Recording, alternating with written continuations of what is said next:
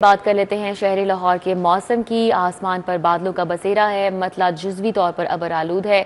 हवा की रफ्तार 14 किलोमीटर फी घंटा है। नमी का तनासुब 70% तक रिकॉर्ड किया गया है। दर्जा हरारत 32 डिग्री सेंटीग्रेड तक रिकॉर्ड किया गया है। महकमा मौसमियात की जानिब से आज रात मूसलाधार बारिश की पेशगोई की जा रही है। 29 जून से मुल्क भर में मानसून की बाज़ाब्ता शुरुआत होगी। इस हवाले से मजीद क्या पेशगोई की जा रही है, आज कैसा मौसम है, बात कर लेते हैं अफशान रिजवान से। जी अफशान, आगाह कीजिएगा। हाँ जी बिल्कुल रिदा, आपको मौसम के हवाले से बताएं तो मौसम के तेवर इस वक्त खुशगवार दे रहे हैं। शहर का मौसम खासा खुशगवार है। पिछले दिनों की निस्बत आज काफ़ी कम गर्मी में काफ़ी कमी वाक़या हुई है और इस वक्त शहर का मौजूदा दर्जा हरारत 32 डिग्री सेंटीग्रेड रिकॉर्ड किया गया है, जो कि बहुत कम है। और 14 किलोमीटर फ़ी घंटा की रफ्तार से हवाएँ भी चल रही हैं, लेकिन नमी का तनासुब जो है वो बहुत ज़्यादा बढ़ा हुआ है। उसकी वजह से हब्स भी महसूस होता है। जैसे ही अगर ये हवा रुक जाती है तो बहुत ज़्यादा हब्स महसूस होता है, घुटन महसूस होती है।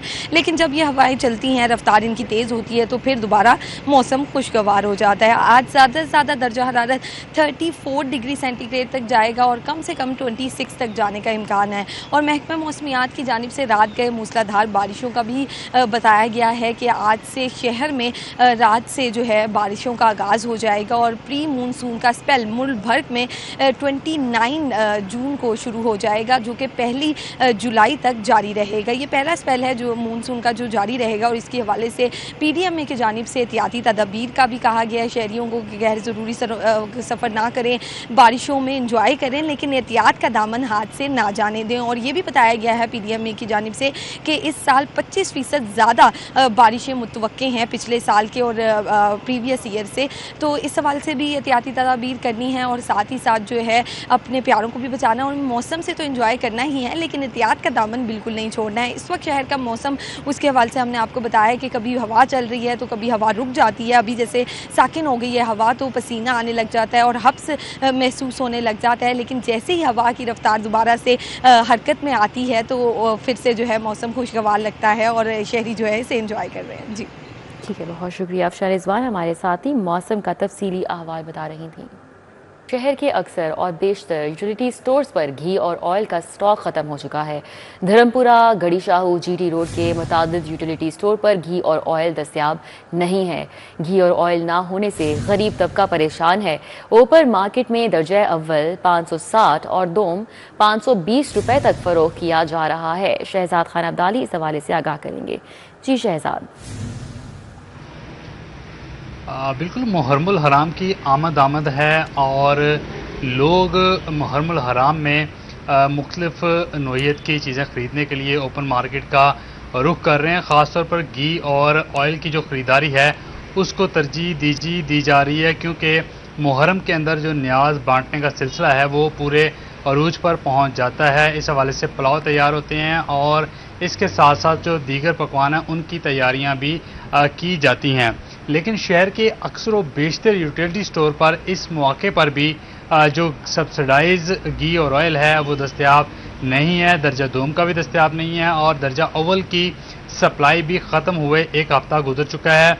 इस वक्त शहर के ज़्यादातर यूटिलिटी स्टोर घी और ऑयल के स्टॉक से खाली पड़े हुए हैं, जिनमें धर्मपुरा यूटिलिटी स्टोर, इससे मुल्हिका इलाके, इसके अलावा GT रोड, हरबंसपुरा और शुमाली लाहौर के मुतअद्दिद इलाके शामिल हैं जहां पे घी और ऑयल के स्टॉक मौजूद नहीं हैं। इसके अलावा अगर ओपन मार्केट की हम बात करते हैं तो ओपन मार्केट के अंदर घी और ऑयल की कीमतें तसलसल के साथ बढ़ने का सिलसिला जारी है। कंपनियों ने इस बात को, इस कीमत बढ़ाने का जवाब बनाया था कि आबनाए हरम्स जो हैं वो ईरानी पार्लियामेंट की जानिब से बंद करने की मंजूरी दी गई है, लेकिन इस मंजूरी के बावजूद आबनाए हरम्स को बंद नहीं किया गया और कंपनियों ने इसकी मुमकिन बंदिश को जवाब बनाते हुए सप्लाई चेन को कहा कि इंटैक्ट नहीं है, इस वजह से खाम माल हमें नहीं मिल रहा और कीमतें बढ़ाते चले गए। इस वक्त ओपन मार्केट के अंदर दर्जा अव्वल का जो घी है वो 560 और दोम का 520 रुपये फी किलोग्राम मुहैया किया जा रहा है। और इस हवाले से जो आम आवाम है वो ये कहती है कि हुकूमत ओपन मार्केट के अंदर घी और ऑयल की कीमतों को कंट्रोल करे। इस तरह के जो उज़र और बहाने तलाश किए जा रहे हैं जिनकी कोई बुनियाद ही नहीं, इसको ख़त्म किया जाए। और इसके अलावा वफाकी हुकूमत जो है वो मुहर्रमुल हराम से कबल यूटिलिटी स्टोरों पर घी और ऑयल की दस्तयाबी को यकीनी बनाए ताकि जो आवाम है वो मुहर्रमुल हराम की मुनासबत से अपने घरों में जो लंगर नजर न्याज वगैरह तैयार करनी है वो बआसानी कर सकें। जी ठीक है, बहुत शुक्रिया शहजाद। लेस्को ने बिजली चोरी की रोकथाम के लिए बड़े मंसूबे पर काम शुरू कर दिया है। सॉफ्टवेयर की मदद से बड़े पैमाने पर होने वाली बिजली चोरी को रोका जाएगा। कंपनी का मंसूबे के तहत 2200 सनती सार्फिन के बिलिंग मीटर्स को तब्दील करने का हुक्म भी है। लेस्को ने बिलिंग मीटर्स को स्मार्ट मीटर्स के जरिए तब्दील करने का काम शुरू कर दिया है। Chief engineer design Nisar Sarwar को स्मार्ट मीटर की तनसीब के लिए अहदाफ दिए गए। शाहिद नदीम सिप्रा इस हवाले से अपडेट करेंगे। जी Shahid Sipra. Electric supply company की जानिब से सॉफ्टवेयर के जरिए बड़े पैमाने पर होने वाली बिजली चोरी की रोकथाम के लिए मेगा प्रोजेक्ट पर काम शुरू किया गया है और तमाम जो 37 सेक्टर्स हैं उनके बिलिंग मीटर्स को स्मार्ट मीटर से तब्दील किया जा रहा है। ज़राए की जानिब से बताया गया है कि शालामार और उसके अतराफ में बिलखसूस बंद रोड पर कुछ ऐसी इंडस्ट्रीज़ की निशानदही की गई जहां पर मीटर्स के सॉफ्टवेयर और सिक्योरिटी को ब्रीच किया गया है और उसकी वजह से बड़े पैमाने पर बिजली चोरी की गई है।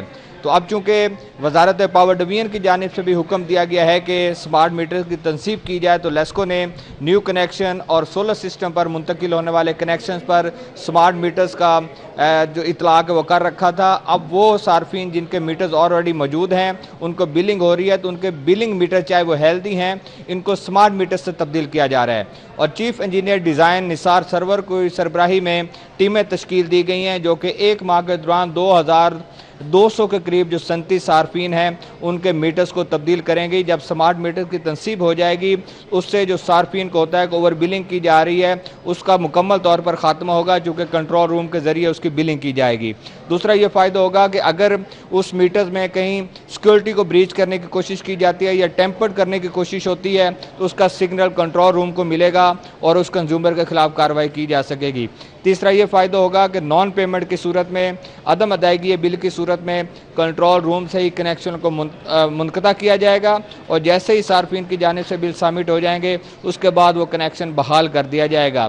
तो ये इस तरह के स्मार्ट टेक्नोलॉजी पर मुंतकिल करने के हवाले से लाहौर इलेक्ट्रिक सप्लाई कंपनी मुख्तलिफ इक़दाम उठा रही है, लेकिन ये बड़ा फैसला किया गया है कि तमाम एक्टिव बिलिंग मीटर्स को स्मार्ट मीटर पर मुंतकिल किया जाए और स्मार्ट मीटर की तनसीब को एक माह के अंदर मुंतकिल करके तमाम जो बिलिंग के मामलात हैं उनको कंट्रोल रूम से मुंसलिक कर दिया जाएगा। सिप्रा बहुत शुक्रिया। हाईवेज पर सफ़र करने वाले शहरी हो जाएं मोहतात। अब हाईवेज पर भी ई चालान होंगे।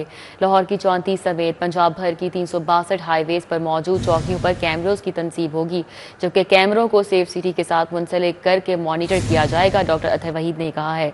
मजीद कहते हैं कि बर वक्त ई चालान करके स्पीड लिमिट को कंट्रोल और ख़तरनाक हादसात पर काबू पाया जाएगा।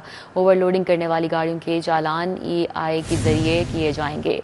मजीद उनकी जानिब से क्या कहा गया है अली साही से जान लेते हैं। जी अली साही। बिल्कुल, शहरों में ई चलानी का सिलसिला तो शुरू हो चुका है, लेकिन हाईवेज़ पर अभी भी मैनुअल चलानी होती है और आपको पंजाब हाईवे पेट्रोल के मुलाजमीन जो हैं वो गाड़ियों को रोक कर ई चलान करते हुए नज़र आते हैं। इसी हवाले से हम बात करेंगे DIG PHP अतर वहीद से। सर बताइएगा कि आप चूँकि CTO लाहौर भी हैं, आप ट्रैफिक के मामलों को भी देख रहे हैं, PHP भी आप देख रहे हैं, हाईवेज़ पे बहुत ज़्यादा एक्सीडेंट्स भी सामने आते हैं, ओवर स्पीडिंग भी सामने आती है, लेकिन वहाँ पे चलान चूँकि गाड़ी को रोक के करना पड़ता है और आपकी इतनी फोर्स भी वहाँ पे नहीं है, तो किस तरह आप ये सारी ई चलानिंग जो है। देखें, जब पंजाब हाईवे पेट्रोल 2006 में बनी थी तो प्राइमरली ये क्राइम प्रिवेंशन और इस तरह की बॉर्डर के ऊपर भी पोस्टें थी, लेकिन ये है कि बहुत सारे हाईवेज़ तकरीबन 12,000 किलोमीटर के हाईवेज़ को ये लोग आफ्टर कर रहे हैं और उसके ऊपर इनके पास इख्तियार ही नहीं था कि ट्रैफिक मैनेजमेंट और इस तरह की वायलेशंस को ये गवर्नमेंट को ये बताया गया। तो उसके ऊपर फिर चीफ मिनिस्टर साहब थे तो उन्होंने ये इजाज़त दी और इसके नए रूल्स अप्रूव किए और अब इनके पास इख्तियार है कि ट्रैफिक वायलेशंस को भी इंटरसेप्ट किया जाए। अब जो नेक्स्ट स्टेप लेने जा रहे हैं, बल्कि कुछ हद तक उस पर काम भी हो रहा है कि जितने भी सेफ सिटीज़ पंजाब के बने इन तमाम को तमाम जो रोड सेफ्टी से रिलेटेड अदारे हैं उसके साथ इंटीग्रेट कर रहे हैं and we call is the Punjab integrated traffic management system. अब उसमें हाईवे पुलिस भी इसमें शामिल है।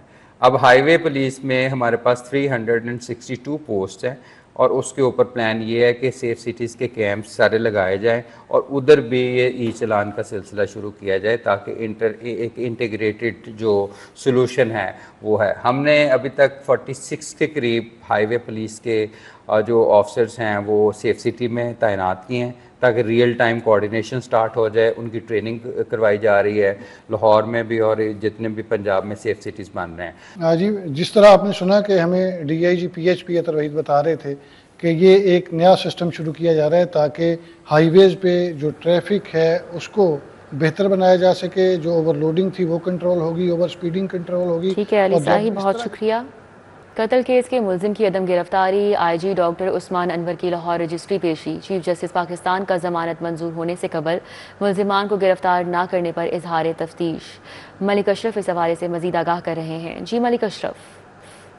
जी, सुप्रीम कोर्ट में कत्ल के मुलजिम की अबूरी दरख्वास्त जमानत पर समाअत हुई है और अदालत के तलब करने पे IG पंजाब डॉक्टर उस्मान अनवर के अलावा CPO Faisalabad Sahibzada Bilal Umar supreme court Lahore registry में पेश हुए हैं। Chief justice of Pakistan justice Yahya Afridi ने सुप्रीम कोर्ट से ज़मानत ग्रांट होने से कबल मुलजमान को गिरफ्तार न करने पर तशवीश का इजहार किया है। IG पंजाब ने यकीन दहानी कराई है कि जब तक मुलजमान की सुप्रीम कोर्ट से ज़मानत ग्रांट नहीं होगी मुलजमान को गिरफ्तार कर लिया जाएगा और इस हवाले से मरासला भी तमाम जो RPOs हैं और दीगर जो अफसरान हैं DPOs वगैरह उनको अरसाल कर दिया गया है।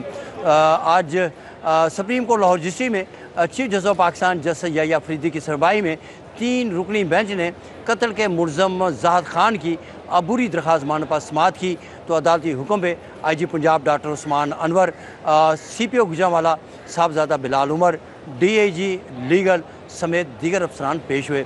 Chief justice Pakistan justice Yahya Afridi ने IG पंजाब से मुकालमा करते हुए कहा कि इस मुलज़म की जो ज़मानत है वो लाहौर हाई कोर्ट से गुज़श्ता 6 माह कबल खारिज हुई, जिसके बाद उसे सुप्रीम कोर्ट में सुप्रीम कोर्ट में दरख्वास्त दी, लेकिन कोई ग्रांट उसकी ज़मानत नहीं हुई।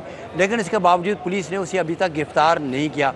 क्या मुलज़म की सुप्रीम कोर्ट में दरख्वास्त ज़मानत दायर होने पर पुलिस उसे गिरफ़्तार क्यों नहीं कर सकती?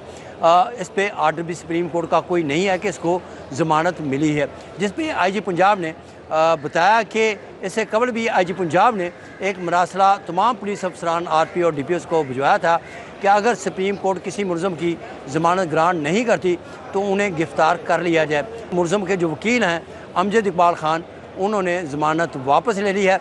मुलज़म जो था इसके खिलाफ थाना रोशनपुरा जिला फैसलाबाद। बहुत शुक्रिया मलिक अशरफ हमारे साथ थे, आगाह कर रहे थे। नज़रबंदी के कानून के सेक्शन 3 को मुअत्तल करने का ऑर्डर वापस। नज़रबंदी के कानून और सेक्शन 3 की मुअत्तली वाले तहरीरी फैसला जारी किया गया है।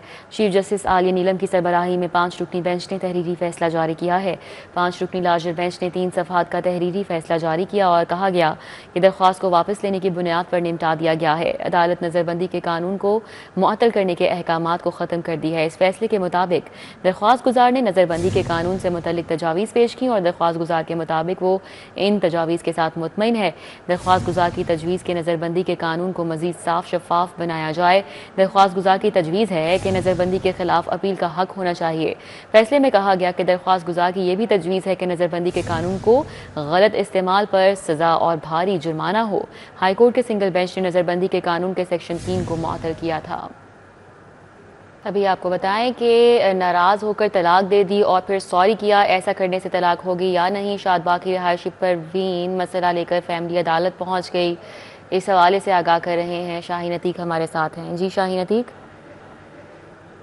जी, फैमिली सिविल अदालत में आज एक बंद रोड की खातून परवीन बीबी की तरफ से दावा खुला का दायर किया गया, जिसमें उसने मौका अख्तियार किया है कि मेरा शोहर नाराज़ होकर मुझे जो है वो तलाक दे देता है, बाद में जो है वो सॉरी कर देता है। ये एक सिलसिला जो है वो कई माह से चल रहा है। मुझे अदालत बताई कि मेरी जो है वो तलाक हो चुकी है, अगर हो चुकी है तो फिर मुझे खुला की डिग्री जारी की जाए, नहीं है तो फिर मैं जो अपने शोहर से दोबारा रुजू कर सकती हूँ या नहीं। मेरे पास यहाँ पर नसीब कदूसी मौजूद हैं, उनका क्या मौक़िफ़ है इस हवाले से बात करते हैं। आप ये बताइएगा कि जो ये दावा दायर हुआ है खातून की तरफ का, उसमें जो मौक़िफ़ अख्तियार किया गया है तो उस पर क्या कहेंगे आप?